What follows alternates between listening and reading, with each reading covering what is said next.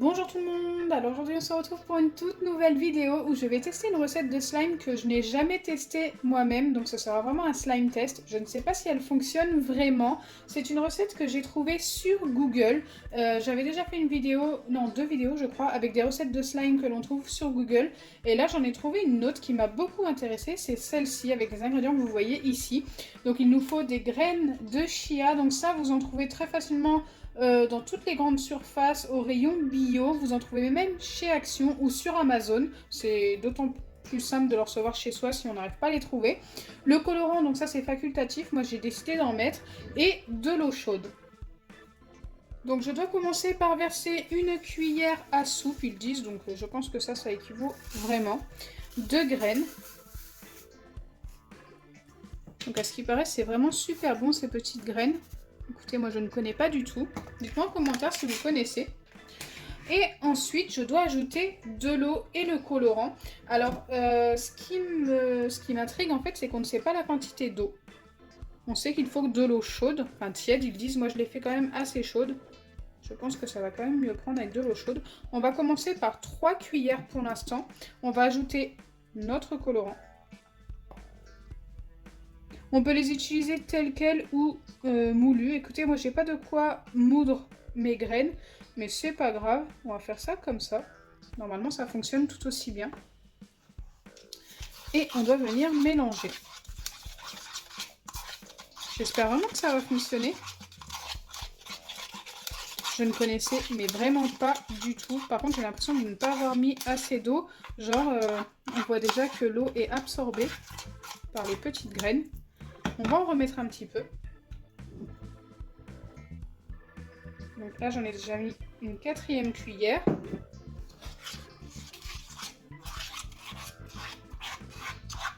J'essaye de mesurer, comme ça, vous, si vous reproduisez la recette, vous saurez exactement le nombre de cuillères qu'il faudra vous mettre pour obtenir votre slime. Ça s'épaissit vraiment assez vite, je suis assez étonnée.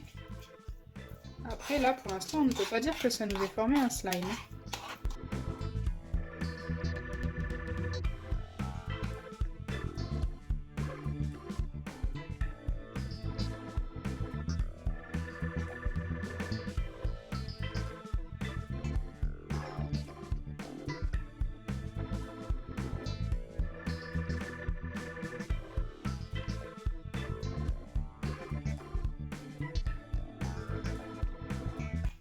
Je pense qu'après la 5e cuillère, là, je vais laisser reposer. Et on va retester la recette avec de l'eau beaucoup plus chaude. Pour voir si ça change quelque chose.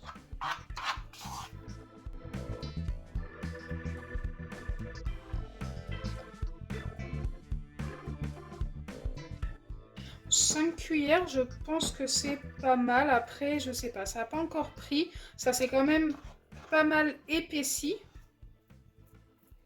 Et pour l'instant, on n'obtient pas de slime. Hein. Allez, je vais laisser ça poser. Et on va retester la recette d'une autre couleur et avec de l'eau beaucoup plus chaude. Donc là, bien sûr, je n'y mettrai pas les doigts comme je le fais maintenant. Allez, c'est parti, on va se dépêcher avant que l'eau refroidisse. On remet une cuillère de graines. Et maintenant, on sait qu'il faut environ 5 cuillères d'eau. Oh mince, bah du coup, il y en a au moins 2 déjà de tomber. J'ai fait couler ça trop vite. Là, j'en ai mis 4, mais comme j'ai mis pas mal d'eau, j'en ai fait tomber pas mal à côté. On va s'arrêter à là pour l'instant. Je vais ajouter cette fois-ci du colorant rouge. Pour bien reconnaître les deux.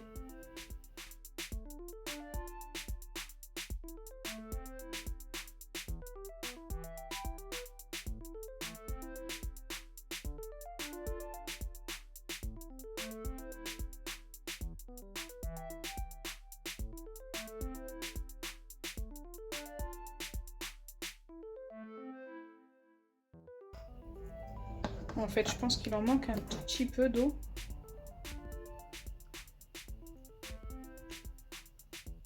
En fait, j'aurais dû faire comme ça tout à l'heure.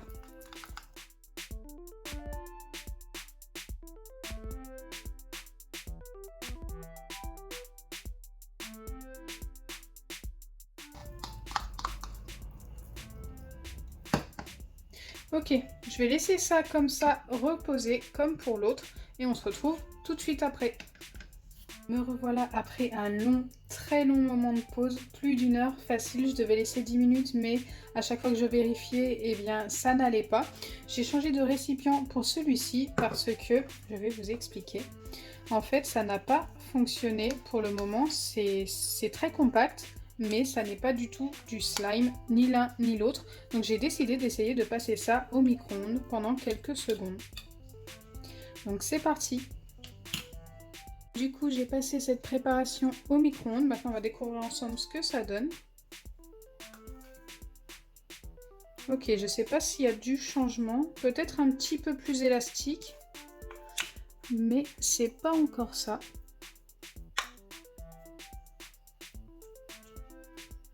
Je vais aller remettre ça environ 10 à 15 secondes. C'est ce que j'ai fait pour la première... Enfin, pour le premier passage. Donc c'est parti. Me revoilà après 15 autres secondes et je peux vous dire que c'est très chaud cette fois-ci. La préparation c'est un petit peu plus épaissi, mais ça n'a pas l'air plus élastique que ça. Ce que je vais faire maintenant, c'est que je vais attendre que ça refroidisse une nouvelle fois et on se retrouve juste après pour voir le résultat. J'espère vraiment que ça va fonctionner. Donc du coup, me revoilà une fois que la préparation a bien refroidi. On va vérifier ensemble ce que ça donne. Voilà, j'ai pas l'impression que ça ait fonctionné. Eh bien pour moi ça n'a pas fonctionné du tout. Dites-moi en commentaire si vous avez déjà testé cette recette. Je pense qu'il faut moudre les grains pour que ça fonctionne. Parce que là, ça n'a pas fonctionné du tout. Même pour celle-ci que j'ai laissé poser également, c'est même pire pour celle-ci. Donc voilà, à vous de me dire en commentaire quelle erreur j'ai pu faire. Mais vraiment pour moi, il faut moudre les petits grains pour que ça fonctionne. J'espère sincèrement que ma vidéo vous aura plu. Si c'est le cas, n'oubliez pas les pouces bleus, partagez et abonnez-vous. Bisous les amis!